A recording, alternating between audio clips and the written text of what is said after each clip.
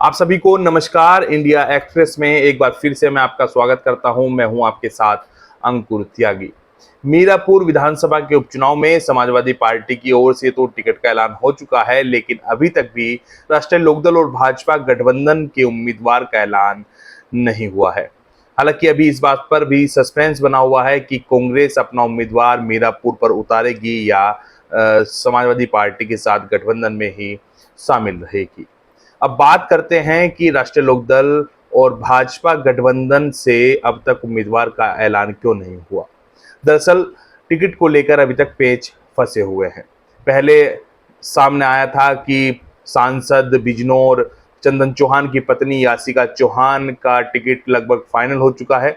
इसके बाद चर्चाओं में रालोद के नेता अरुज असगर का नाम भी आया, लेकिन अब जो बातें निकलकर सामने आई हैं सूत्रों के हवाले से, जो हमें जानकारी मिली है, वो जानकारी ये है कि भाजपा के नेता राजपाल सैनी का नाम राष्ट्रीय लोकदल के सिंबल पर चुनाव लड़ने के लिए इस वक्त सबसे आगे चल रहा है।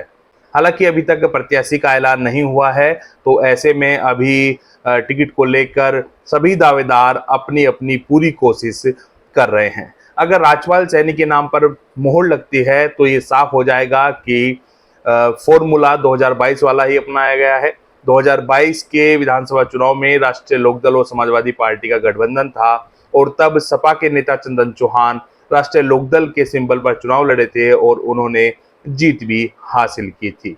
राजपाल सैनी की बात करें तो राजपाल सैनी बसपा से राज्यसभा के सांसद रह चुके हैं।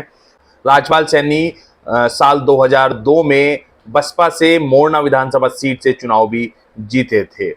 मीरापुर से पहले मोरना के नाम से ही यह विधानसभा सीट थी और 2021 में 2022 के विधानसभा चुनाव से पहले बसपा छोड़कर सपा में शामिल हो गए थे और गठबंधन के तहत खतौली से राष्ट्रीय लोकदल के सिंबल पर चुनाव लड़े थे, लेकिन भाजपा के विक्रम सैनी से राजपाल सैनी चुनाव हार गए थे।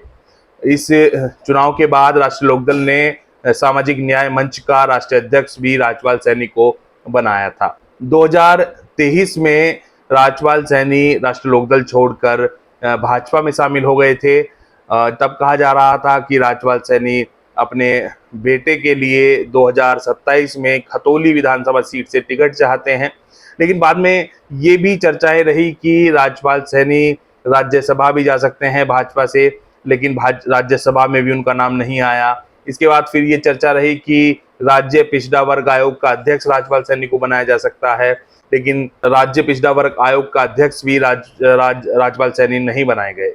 और अब जो चर्चाएं हैं, जो सूत्रों के हवाले से जानकारी भी मिल रही है, वो ये मिल रही है कि राष्ट्रीय लोकदल के सिंबल पर राजपाल सैनी राष्ट्रीय लोकदल भाजपा गठबंधन के उम्मीदवार हो सकते हैं।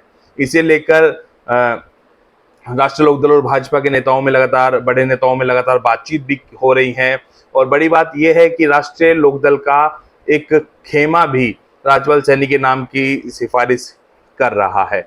अब देखना होगा कि राष्ट्रीय लोकदल और भाजपा गठबंधन का उम्मीदवार कब तक घोषित होता है। अगर राजपाल सैनी राष्ट्रीय लोकदल के सिंबल पर चुनाव लड़ते हैं तो इसका असर बसपा के टिकट पर भी पड़ सकता है, क्योंकि फिलहाल जो चर्चाएं हैं वो ये हैं कि बसपा भी टिकट बदल सकती है। पहले बसपा ने शाह नजर को उम्मीदवार घोषित किया ही हुआ है, लेकिन ये जानकारी मिल रही थी कि बसपा वरिष्ठ पत्रकार रणवीर सैनी को उम्मीदवार बना सकती है।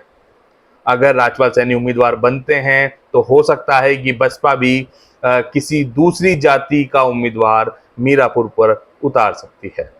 हम आपको लगातार मीरापुर उपचुनाव से जुड़ी खबरें दे रहे हैं।